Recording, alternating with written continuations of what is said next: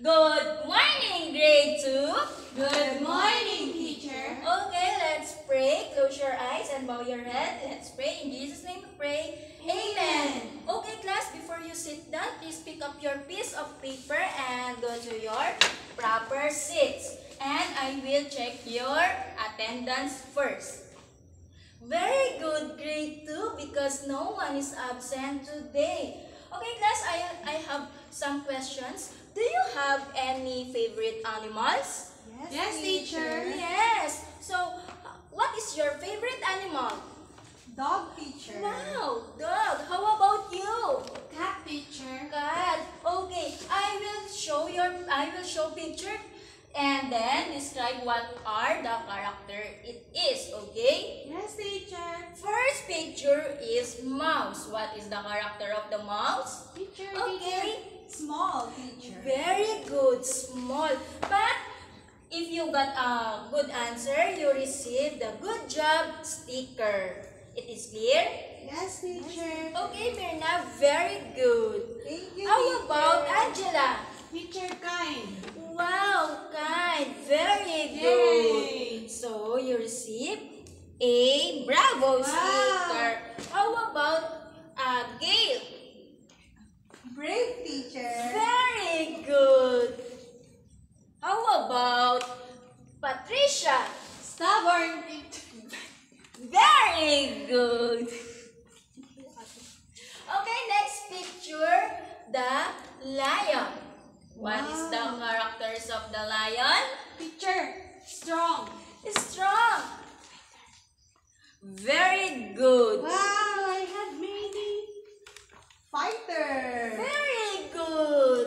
Okay, thank you so much. Thank you, teacher. Thank you so much, everyone. So let's proceed to our vocabulary words. So class, we have 4 vocabulary words and please repeat after me. Okay, class? Yes, teacher. Okay, first vocabulary is paw, Paw. hunter, Hunter. forest, Forest. net. Net. Okay, the foot of an animal. The foot of an animal. Hunter, a person of an animal that hunts animal for food or for sport. Hunter. A person or an animal that hunts animals for food or for sport. Very good. So next, forest, made of fabric or rope stitched together used to catch things. Forest. Made of fabric or rope stitched together used to catch things. Very good. Next, net, an area that has many trees. Net. An area that has many trees. Thank you so much, students. So, the answer you provided earlier is connected to our new lesson, which is the lion and mouse. The lion and the mouse. Are you ready to listen? Yes, teacher. Okay, but before that, I will give 3 rules. First rule, don't noise or quiet. Second, listen. Third, look, not your classmate. Look at your teacher and our visuals. Okay, what are the 3 rules? Be quiet. Second, Listen. listen. Very good. Third, Look to teacher. look. Very good. Are you ready to listen? Yes, teacher. So, let's start to our short story. Once again, our lesson today is the lion and the mouse. Once upon a time, the lion was sleeping in the forest under the tree. A little mouse was playing around the lion. Suddenly, the lion woke up. Have you ever seen the mouse, class? Yes, teacher. We have seen a mouse before. How about the lion? No, teacher. We have never seen a lion. Thank you. Let's continue. And the lion said, "Roar! Who woke me up? I will eat you." and the lion picked up the mouse and opened his mouth. And the mouse said, "Oh no, please don't eat me. If you let me go, I will help you one day." Do you think that mouse can help the lion? No, teacher. Okay, let's see if the mouse telling the truth or not. If the mouse helped the lion one day. And said the lion, "Ha ha ha, I'm a lion and you are a mouse. What can you do?" So class, what did the lion do the mouse? Did he eat or did he release it? He released the mouse, teacher, and the mouse ran away from the lion. Yes, the lion, he released the mouse and then the lion said, "Fine, I'll let you go." And the mouse ran away from the lion. And the lion, after the day, the lion catch the hunter tar. Okay, and the lion needs help. Okay, what happened to the lion, class? Teacher, he was trapped in a net made by hunters. What do you think a lion can escape from the hunter tar? Teacher, maybe because mouse said that one day he will help lion. Okay, let's see if the mouse telling the truth or not. Okay, are you ready? Yes, teacher. Are you ready if the mouse telling the truth or not? Yes, teacher. Okay, and the lion said, "Help, help, help!" And the mouse ran away from the lion. And yes, the mouse telling the truth and helped the lion. So very good, class, because the mouse telling the truth and the mouse said, "One day I will help you." So the mouse telling the truth. Okay, Yes, it's teacher. not liar. And the mouse can telling if the mouse said one day if you need the help. Okay, and after the lion is hunter tar and the mouse can help, and that day the lion said, "Thank you, you saved my life." And after the day that the fight to the lion and the mouse, he is a what? Became Best friend. best friend. And this is the end of our short story. Yay. So the lion and the mouse can become Best friend. Okay, thank you so much, grade 2, to listen to our new lesson. So I have some questions. What is the character or what is the title of the story?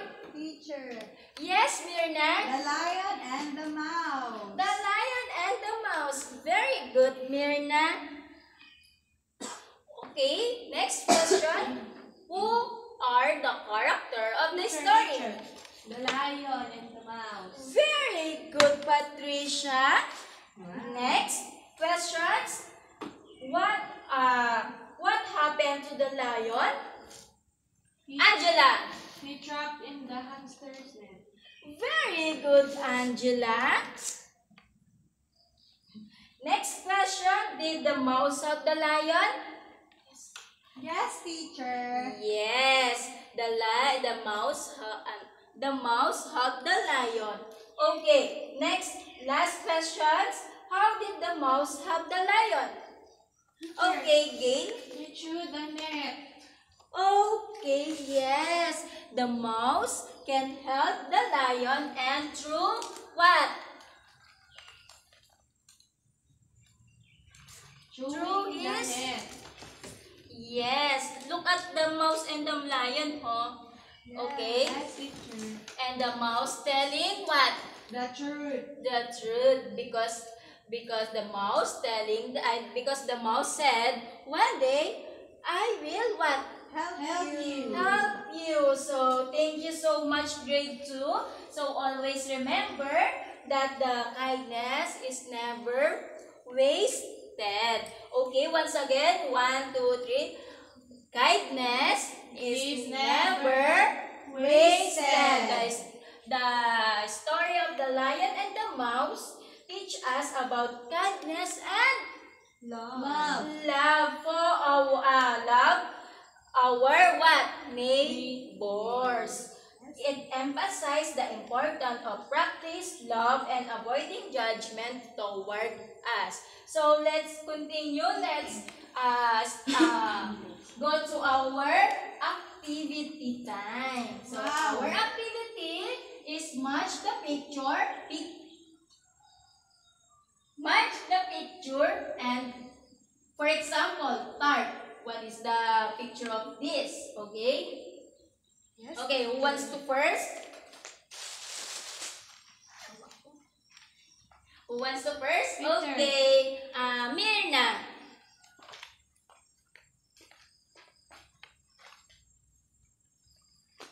Okay, thank you so much. You got a very good sticker. Next, Angela.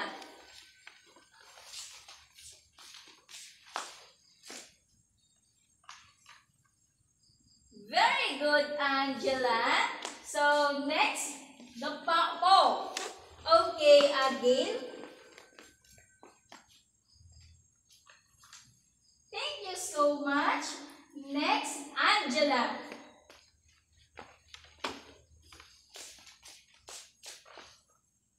Thank you so much. Next, the best friend, Gail. Thank you so much. How about the net? Mia. Okay, thank you so much. Oh, very good speaker. How about the sleeping? Elaine.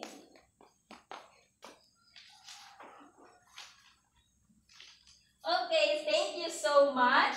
So, next, Jessa.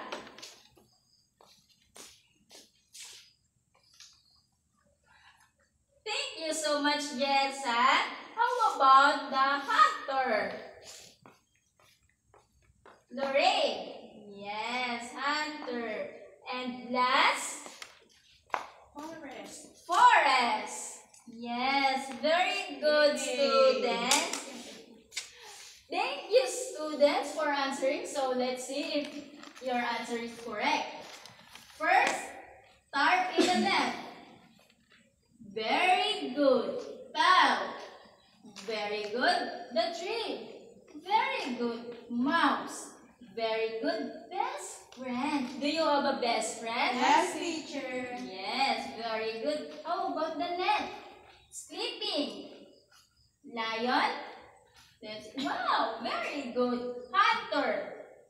Yes, very good. And last, the forest. So, once again, the story of the mouse emphasized that kindness and love for others, not your even your enemies, even your best enemies, you need to love your enemies because these lessons is emphasize and highlight the importance of kindness and helps even the smallest person do the helping of each other. Okay, and let's continue again our last activity.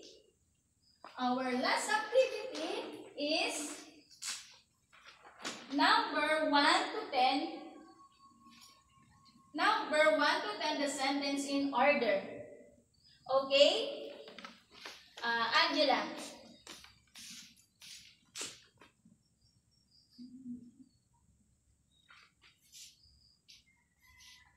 Okay, Mia.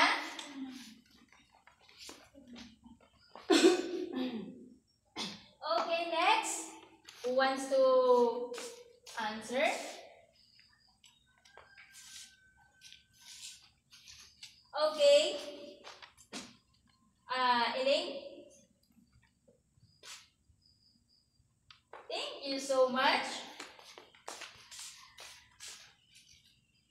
Very good, Mia.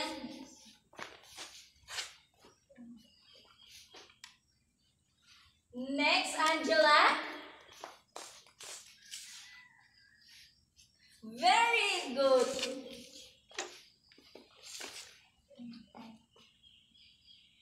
Thank you so much, Elaine.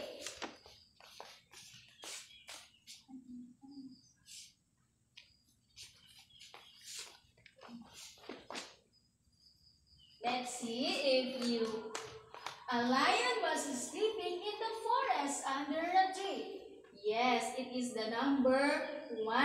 How about second? A little mouse was playing around the lion. Very good. What can you do? The lion. Okay, very good. Number 6. After a few days, the lion was caught by what? Some hunters. Some hunters. Very good. It's number 7. From that day, the lion and the mouse became what? Best friend. Yes, best friend. Roar, who woke me up? I will eat you. The number is 3. Very good. Oh no, please don't eat me. It is number 4. Very good, students. Thank you. You saved my life. Okay, it is number 9. Mouse who saw this run to the lion. Very good. Ha ha ha. I'm a lion and you are a mouse. Very good. Very good, students. So, your assignments is, okay, students, get your assignment notebook. Your assignments is read the story about the ghost and the lake of golden egg. Okay, I will post your assignment in your GC on your mom's GC. Okay. Yes. And thank you so much for listening. Thank you so much for your cooperation. Thank you so much for a good answer. Thank you so much, grade 2. And this is the day that always remember that kindness is never wasted, and it is emphasized that love and kindness. And thank you so much, and see you tomorrow. Bye.